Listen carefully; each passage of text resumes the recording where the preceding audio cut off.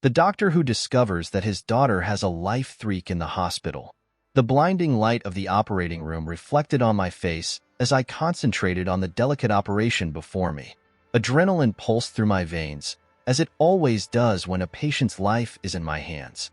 I was Dr. Alex, a renowned surgeon, and at that moment, my only concern was saving the life of a young man who had been the victim of a car accident.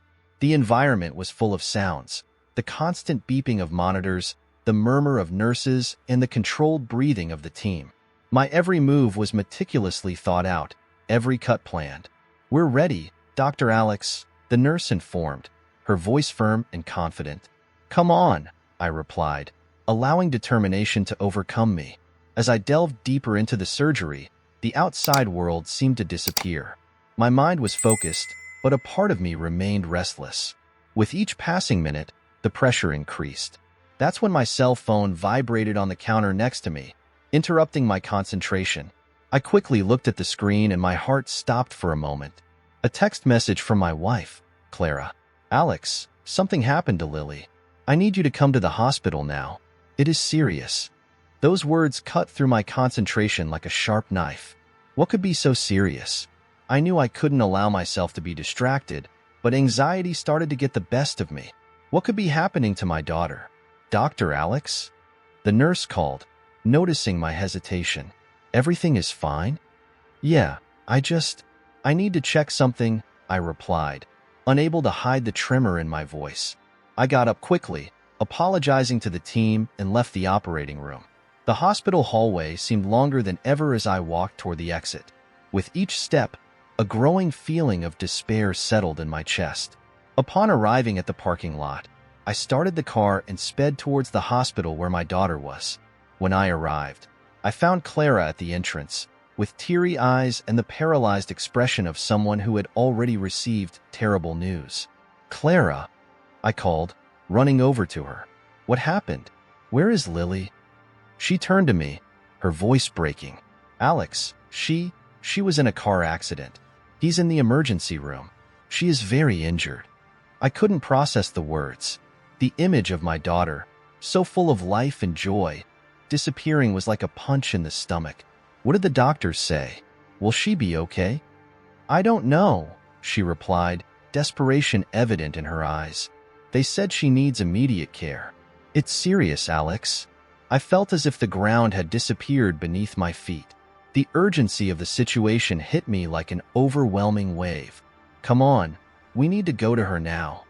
We ran together to the emergency room, where chaos reigned. I tried to remain calm, but anxiety pulsed through my veins.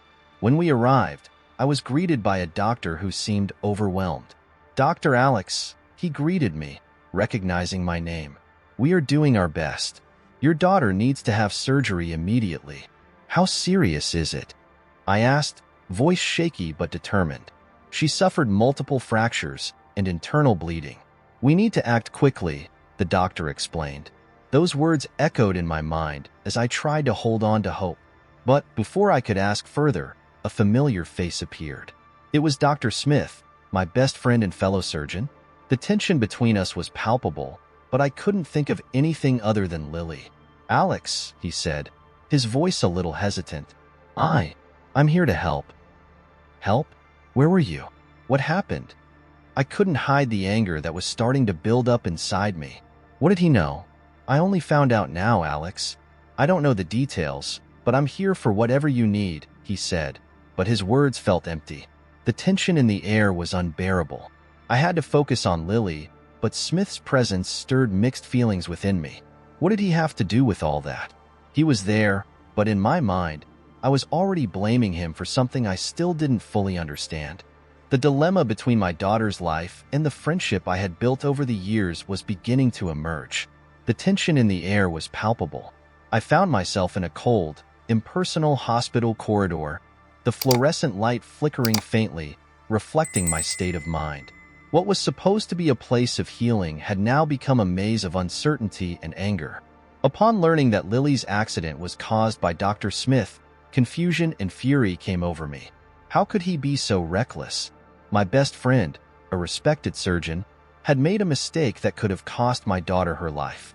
"Alex, I I didn't know it was you, Smith said, meeting me in the hallway. He was pale, his expression filled with concern, but I couldn't feel sorry. Didn't you know? How could you not know? You were driving. You were pulling a risky stunt, and now Lily, she might not survive. With every word that left my mouth, I felt the weight of anger building up.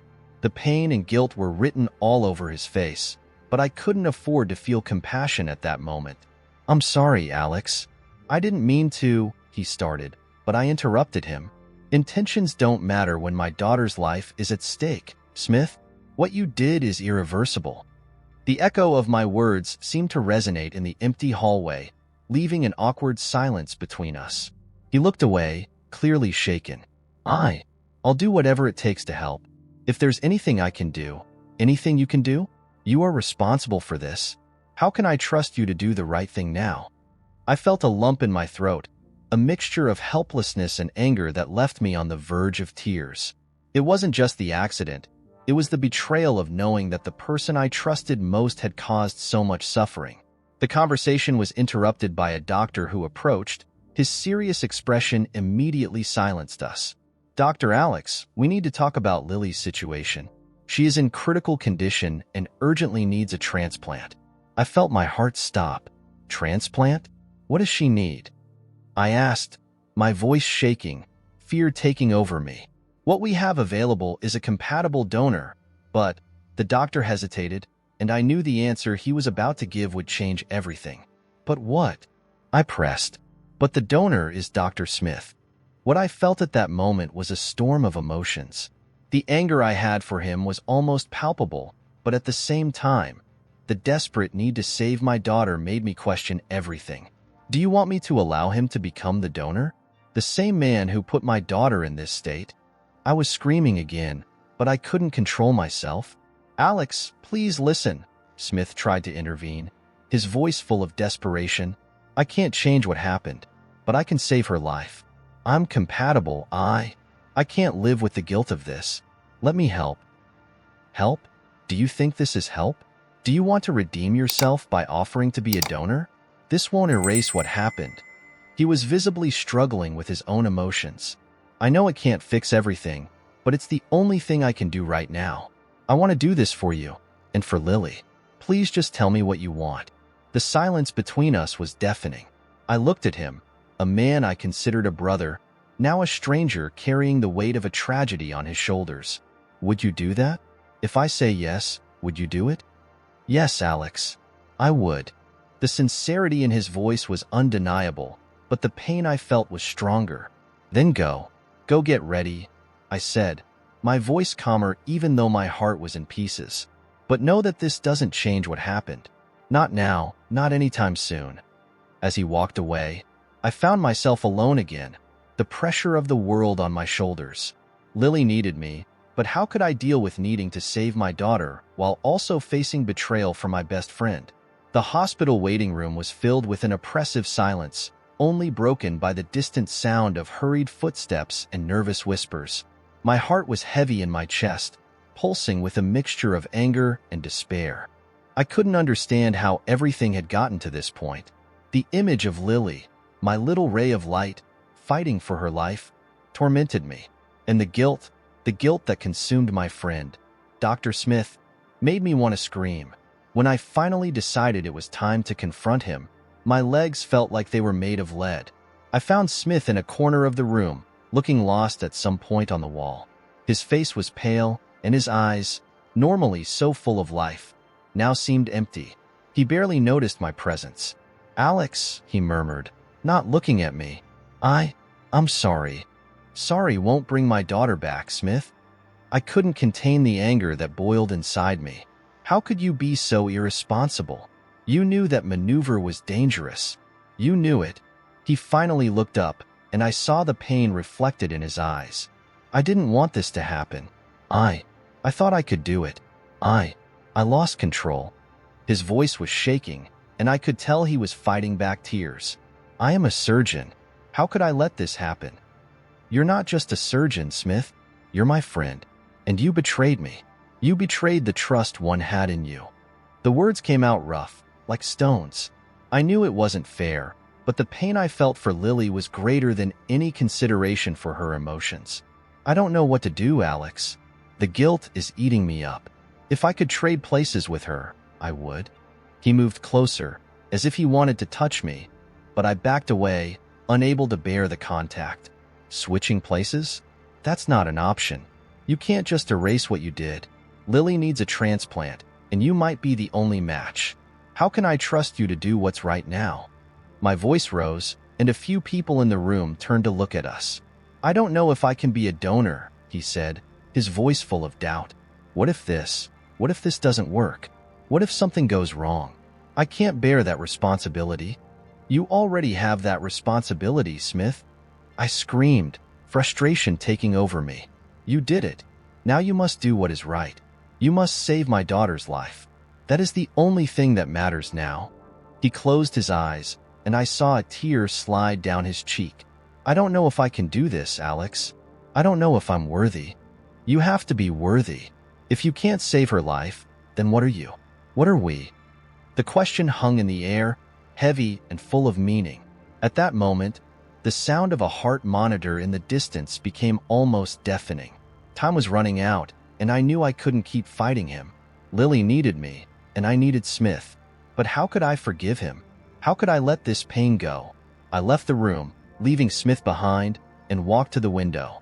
I looked up at the cloudy sky, wishing the clouds would dissipate and bring some light to this darkness. What I really wanted was for this whole thing to be a nightmare that I could wake up from. But it wasn't.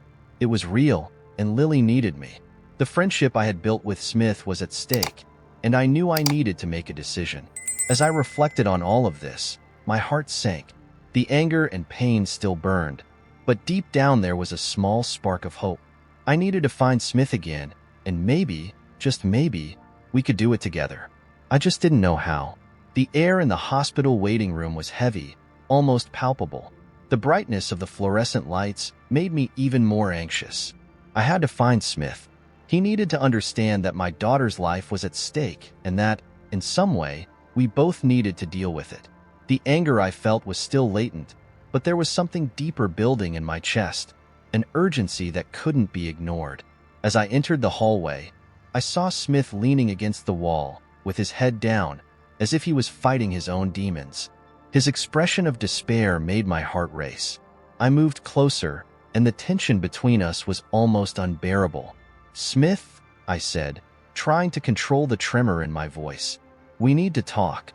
He looked up, and I saw the pain reflected in his eyes. "Alex, I don't know how to face this," he replied, his voice breaking. "I never wanted any of this to happen. I'm sorry." "Are you sorry?" I couldn't contain my frustration. "You can't just apologize and think that will solve everything. My daughter is there, fighting for her life, and you are responsible for that." The words came out angrier than I intended, but the pain was unbearable. I know, and that's why. I can't stop thinking about what I did," he said, his voice now firmer, but still filled with guilt. "I feel like I took something precious from you. Lily's life, she's everything to you. And what do you think that does to me?" I was about to explode, but as I looked at his face, I realized that anger wasn't what I really wanted to express. I wanted him to understand the depth of the pain he was feeling. "I can't imagine life without her, Smith. And the idea that you might be the only one who can save her, that's unbearable." He took a deep breath, and I realized he was fighting his own emotions. "I'm not here to defend myself, Alex. I am responsible. But if there's any chance I can help, I want to do it. I want to be the donor." His words hit me like a punch in the gut. "Do you want to offer yourself as a donor? What if something goes wrong? What if you are not compatible? I can't allow you to put your life at risk because of my mistake." I was confused, and the thought of Smith hurting himself even more because of me felt like torture. "Alex, I know this may sound selfish, but if there's a real chance of saving Lily, I have to try. I can't live with the weight of knowing I could have done something and didn't," he said, his words filled with desperation and determination. I looked into his eyes and saw a man who was just as broken as I was. "What if you don't succeed? What if you regret it later? Are you going to blame me even more?" The internal battle within me was intense. The friendship we had built over the years was at stake, but most of all, my daughter's life depended on a decision that could not be taken lightly. "I'll handle it, Alex, but we need to decide now. Time is running out, and I can't sit still while Lily needs me. What do you think?" Smith looked at me, his eyes filled with a sincerity I hadn't expected. A part of me wanted to scream, but another part of me wanted to believe he was right. "If you're really willing to do this, I can't stop you," I said finally, my voice low. The weight of the decision was still there, but there was a spark of hope. "But know that this will not erase what happened. We're going to need to face this together." He nodded slowly, and I realized this conversation was just the beginning.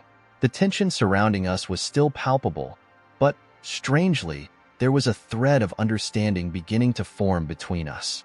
Something that could help us find a path to salvation, not just for Lily, but for our friendship as well. Tension hung in the air as Smith and I prepared for surgery. The hospital corridor seemed like a maze of uncertainty, and with each step we took towards the operating room, my heart beat faster. I looked at Smith, who was next to me, and realized he was also fighting his own demons. "Alex," he began, his voice low and shaky. I don't know if I can do this." "You need to do this, Smith. Lily needs you. And I need you too," I replied, trying to hide the fragility building inside me. The truth was, I felt a mixture of gratitude and anger. How could life put us in this situation? He took a deep breath, his eyes shifting to the floor. "I know I messed up, and I'm an idiot for doing it, but I can't stop thinking about what happened. How could I be so irresponsible?" "This is no time to blame yourself, Smith. My daughter's life is at stake," I said, the urgency in my voice palpable. "We need to focus on the surgery and make sure she gets out of here alive." Facing the reality of the situation, Smith slowly nodded. "You're right. Let's do this for her." As soon as we entered the operating room, the atmosphere changed. The smell of antiseptic and the sound of medical equipment created an environment in which life and death danced on a fine line. As I prepared for the procedure, I looked at Smith, who was lying on the table. The contrast between the friend I knew and the vulnerable man who was now at the mercy of my scalpel was distressing. "Come on, buddy," I said, trying to offer some comfort. "Trust in me." "I trust you, Alex. I just hope this works," he replied, closing his eyes. As I began the surgery, each movement was a mix of technique and emotion. The pressure was on my chest, but I knew I needed to stay calm. Lily's life depended on it. "How are you feeling, Smith?" I asked, trying to break the tense silence. "A little nervous, to be honest, but also relieved. It's like I'm doing something right for the first time in a long time," he replied, his voice sounding weak but determined. "That's what matters now. We're doing this together," I said, staying focused on the operation. With each cut, with each suture, I felt the responsibility to take care of not only my friend, but my daughter's life. It was a heavy load, but the hope that everything would end well kept me motivated. Time passed in a blur, between the sounds of the heart monitor and the team's instructions. I knew the pressure was intense, but the adrenaline helped me maintain clarity. However, moments of doubt began to haunt me. What if something went wrong? What if I failed? "Alex, are you okay?" Smith asked, noticing my silence. "I am. I'm just thinking about Lily," I replied, trying for a smile. "She's going to be okay. I feel it." "I feel it too, but only if you continue to believe," he said, his voice firmer now. This gave me a new boost. If Smith could muster the strength at such a critical moment, so could I. Finally, after hours that seemed like an eternity, the surgery came to an end. Smith's monitor began to emit a steady sound, signaling that he was stable. I took a deep breath, relief flooding my body, but the tension still remained. We needed news about Lily. I emerged from the operating room, and as soon as I saw the medical team approaching, my heart started racing again. "So, how is she?" I asked, the anxiety becoming unbearable. "She's out of danger, Dr. Alex," the doctor said, a relieved smile on his face. The transplant was a success. It was as if a huge weight had been lifted from my shoulders. I looked at Smith, who was also relieved, and we hugged, a mixture of tears and smiles on our faces. Words were not necessary. The moment spoke for itself. Lily's life had been saved, and somehow the friendship we thought was lost was beginning to be restored. The hospital lights had a cold, almost palpable glow as I sat next to Lily's bed. The monitor that tracked his heart rate was a constant reminder of the fragility of life. Dr. Smith was there too, a little away, as if his presence could somehow disturb the serenity he was trying to establish. The silence was heavy, but the need for an honest conversation hung in the air. "Alex," Smith began, breaking the silence. His voice was low, almost a whisper. I don't know how to fix this. What I did was unforgivable." I looked at him, anger still bubbling inside me, but the pain for my daughter's life overshadowed everything. "You don't know what it's like to lose a child, Smith. You don't know the pain it causes. And the guilt you feel can't compare to what I'm going through right now." "I know," he replied, his expression one of despair. "And that's why I want to offer myself for the donation. I want to do whatever it takes to fix this. Do you think this will solve it? Do you think donating an organ can erase the pain you caused?" The irony of the situation was almost unbearable. Here's my best friend, willing to sacrifice a part of himself, while I struggled with the idea that he was responsible for everything. "I don't expect this to erase your pain, Alex. But please think of Lily. She needs me now, more than ever." His voice carried a weight I couldn't ignore. I took a deep breath, trying to gather my thoughts. The situation was complex and emotions were running high. "Are you really up for this? Putting yourself at risk for her?" "Yes," he replied, without hesitation. "Her life is more important than anything I can feel. And if that means sacrificing myself, then so be it." I looked at him, and for the first time since that fateful accident, I felt a glimmer of hope. "If you really want to do this, if you're willing to put yourself on this path, then maybe we can find a way forward. But this will require much more than just surgery. We're going to need each other, Smith. We need to leave the past behind." He nodded, his eyes filling with tears. "I'm here for you, Alex. For you. Please let me help." Hours passed, and finally, as sunlight began to shine through the window, Lily began to open her eyes. The nurse had called her, and I was there, holding her hand. "Hi, sweetie," I said, my heart filling with hope. "You're awake?" She smiled, a small smile that lit up her pale face. "Daddy, are you here?" Then, his eyes turned to Smith, who was standing at the foot of the bed nervously. "And you too, Dr. Smith?" "Hi, Lily," he said, swallowing hard. "I am here. I heard you got really sick." She looked at the two of us, her gaze full of innocence. "Are you two getting along now?" Her words cut the air between us. Smith and I exchanged glances, and I saw a fraction of relief on his face. "We're trying, Lily," I said, my voice shaking. "We're trying to put the bad things behind us." She smiled again, wider now. "I want them to be friends again, as before. I don't want you guys to fight." "And we won't," I replied, feeling a surge of determination. "We promise you we will be family." After a while, when the nurses left and the room was quiet again, the three of us gathered together for an impromptu meal that I had brought. It was just a simple snack, but the laughter that filled the space brought back a sense of normalcy. "Daddy, why don't you and Dr. Smith have a competition to eat the fastest?" Lily suggested, her eyes sparkling with excitement. "Do you really want us to do this?" I laughed, looking at Smith, who was already putting a fry in his mouth. "He can be a fierce competitor." "Oh, I'm not afraid of healthy competition," Smith replied, trying to keep a straight face but failing to suppress a smile. And so, between laughter and jokes, we began to heal our wounds. The friendship that was so damaged began to be restored, and life, even with its challenges, seemed a little lighter. As I looked at Lily, I realized that together we could face any adversity. True friendship and love would always find a way.